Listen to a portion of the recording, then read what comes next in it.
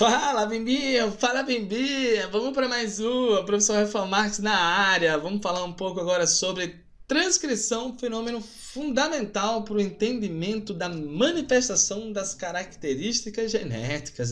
Meu amigo, tem muita coisa para a gente brincar e vamos começar pelo conceito, né? Vamos nessa, vamos embora. Então, começando aqui a brincadeira, transcrição é nada mais nada menos do que um fenômeno na produção de RNA. Então, nada mais justo do que a gente entender o que é lá, de repente, moçada, essa molécula de RNA e como ela é construída. Mas primeiro, fazer um comentário rápido aqui, dizer que a molécula de DNA, de RNA, é sempre feita a partir de um determinado gene, né, também conhecido como cistron, né? Os genes, eles são nada mais nada menos do que sequências de DNA que se encontram em cromossomos, né? Então, Rafa, o que é um cromossomo? Cara, o cromossomo é uma molécula de DNA. Nesse caso aqui, você está vendo um cromossomo duplicado, né? Você tem uma molécula, tudo isso aqui é uma cópia dessa molécula, e eu estou trazendo aqui para nós o desenrolar desse cromossomo. Estou vendo agora a molécula de DNA, estou vendo inclusive que existem duas regiões aqui, ó, consideradas genes, né? Gene 1, gene 2. E aí, puxa, vou pegar o gene 2, vou dar um zoom e eu vou acabar percebendo que o gene é o quê? Aquelas fitas de DNA que a gente já conhece, aquelas sequências, né, de base nitrogenada, citosina, adenina, guanina, timina, adenina, citosina, né? Você tem uma fita complementar a essa, guanina, timina, citosina, adenina, né?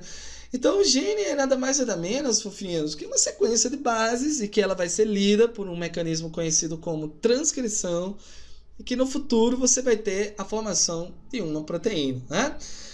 Bom, então, como você pode perceber, todo gene basicamente é formado pelas duas fitas de DNA, onde uma dessas fitas vai ser considerada a fita codificante, né? A fita codificante é aquela que apresenta a sequência de bases que vai ser transcrita. Rafa, qual dessas duas fitas é a codificante? Eu não sei não, isso depende do gene. Às vezes a fita codificante é a 5' 3', às vezes a fita codificante é 3' 5', mas vai depender do gene, né? Às vezes, em resumo, o que é transcrito está do lado esquerdo, às vezes está no lado direito, então de repente lá você precisa fazer uma análise mais individual. A outra fita, né, ela vai ser considerada a fita complementar, ela não tem papel na síntese proteína, quer dizer, ela não vai ser transcrita e basicamente a sua função é estrutural, né? Todo gene tem uma região promotora, que vai ser considerado um sítio de ligação com a enzima RNA polimerase. A gente vai dar mais detalhes disso agora, né? A gente tem aqui, ó, moçada, uma imaginha, onde eu tenho o início do gene, considerado o start point. Esse aqui é a primeira base do gene. E antes dele tem essa sequência verde aqui, ó, que a gente vai chamar de região promotora do DNA, promoter DNA, enfim. Essa região ela sempre vai apresentar uma sequência TTGK, a menos 35 nucleotídeos do start point, e a sequência TATA, que é conhecida inclusive como Tata Box por alguns especialistas.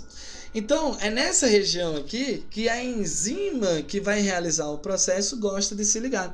A região promotora é, portanto, moçada, aquela região lá que funciona como um sítio de ligação para a enzima RNA polimerase, né?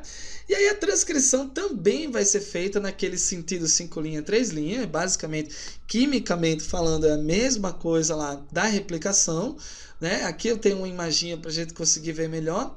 Você vai ter, moçada, a enzima em azul. Perceba que ela separa as duas fitas de DNA, né? Ela é conhecida como RNA polimerase, ela faz tudo sozinha. E após abrir, ela mesma adiciona os nucleotídeos. Perceba que na sequência 5', 3', né? Perceba você que o RNA não é construído aleatoriamente, ele é construído, olha lá, moçada, com uma complementaridade de bases entre aquela sequência do gene, né, e os nucleotídeos do RNA que estão sendo construídos. Perceba que no final da brincadeira, quando tudo terminar, o RNA vai acabar se desprendendo da fita, né, vai se desfazer as pontes de hidrogênio e o RNA está livre. Ai, Rafa, ele tá livre pra quê? O que ele vai fazer da vida? Cara, ele tá livre pra exercer o seu papel. Olha que lindo, que fofo, né? E que papel, Rafa? Cara, papel principalmente relacionado com as cis-proteínas. Já já a gente chega lá. Tá legal, moçada? Então, vamos seguir pra frente. A gente tem mais algumas besteiras aqui pra conversar. Em relação, moçada, às regiões não codificadoras do DNA, são aquelas regiões que não são genes.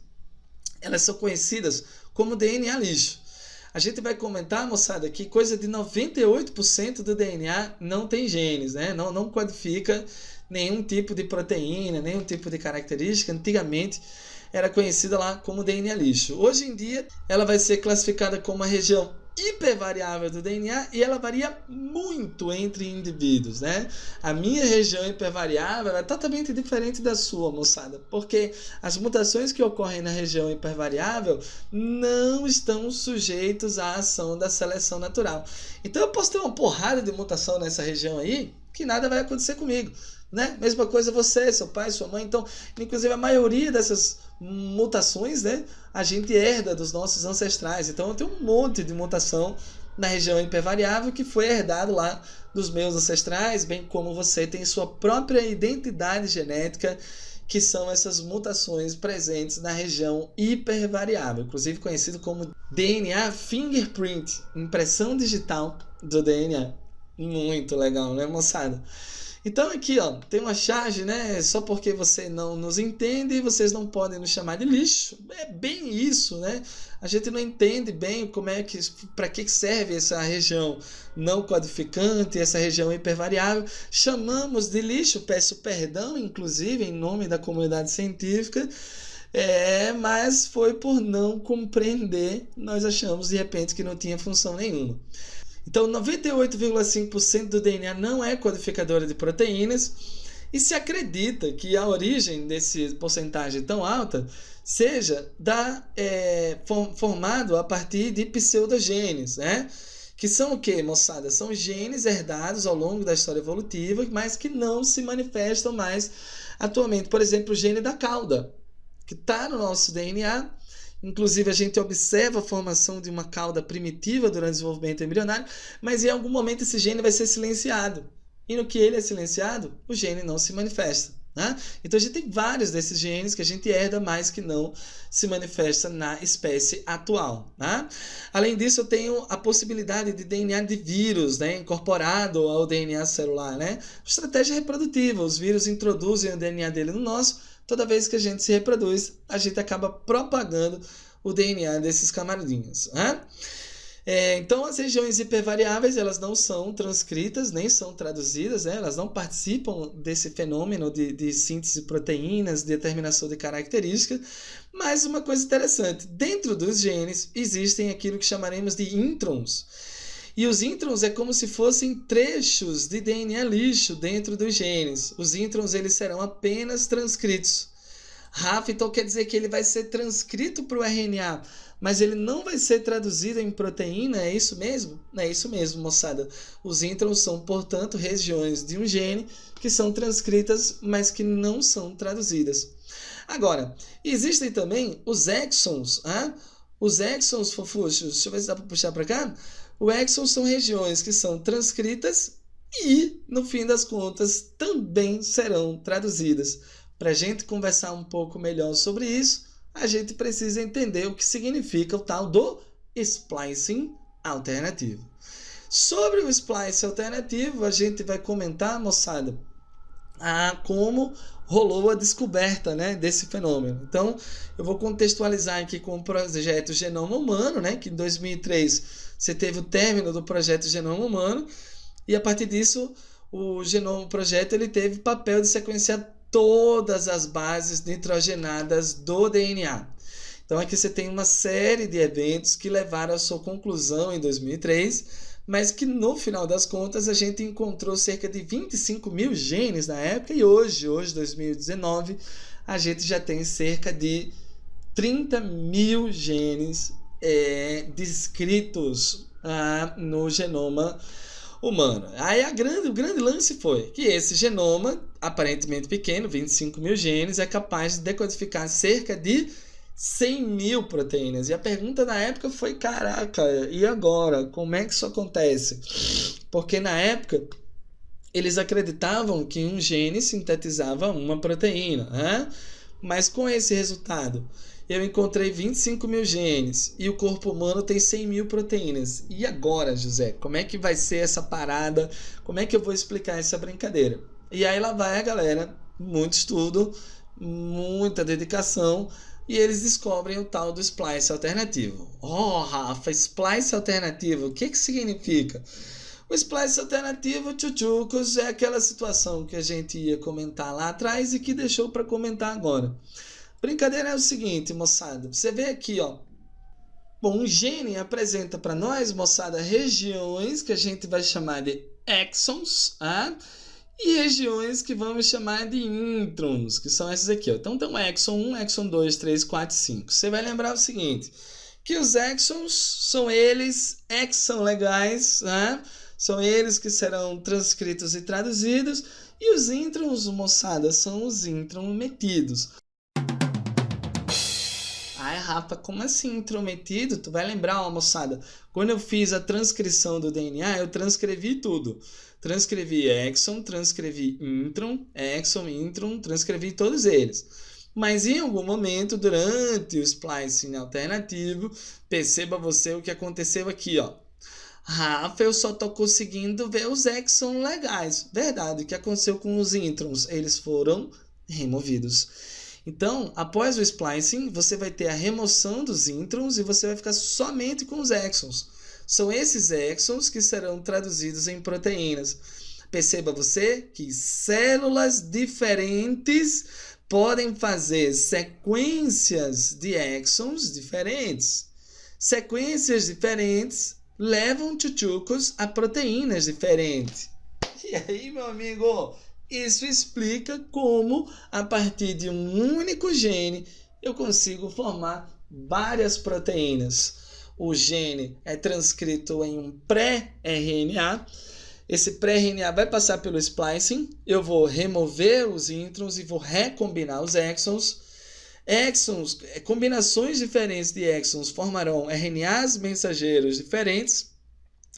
E RNAs mensageiros diferentes formarão proteínas diferentes ao final do processo. Maravilha, moçada? Então, isso explica como 25 mil genes é capaz de sintetizar coisa de 100 mil proteínas, tá? Antes da gente terminar, vou só fazer um comentário rápido aqui, uma comparação entre eucariotos e procariotos. Você vai pegar, moçada, que os eucariotos apresentam introns, apresentam exons e apresentam a história do splicing. Vamos comentar que ainda nos eucariotos não existe colinearidade de genes, quer dizer, o RNA que se forma é diferente do gene. Rafa, por que é diferente? Por causa do splicing, meu querido, tá? E eu vou comentar também que o nosso RNA é monossistrônico, o nosso RNA, portanto, um RNA é advindo de apenas um gene. Basicamente é assim que funciona nos eucariotos. Agora, nos procariotos, a gente vai comentar que eles não apresentam introns, exons, nem splicing, quer dizer, praticamente toda a molécula do DNA de uma bactéria é passível de transcrição, tá? Apresenta uma colinearidade de genes, no caso o RNA vai ser bem parecido com o gene, já que não houve processamento, já que não houve splice. E por último, fofinhos, eu vou dizer que apresentam um RNA polissistrônico, onde um RNA é advindo da transcrição de vários genes. Valeu, moçada? Então, sobre transcrição, esse foi o nosso bate-papo. Espero que você tenha gostado. Se liga aqui para você pegar a continuidade dessas aulas e muita informação de qualidade. Falou, moçada? Um grande abraço e até a próxima. Falou!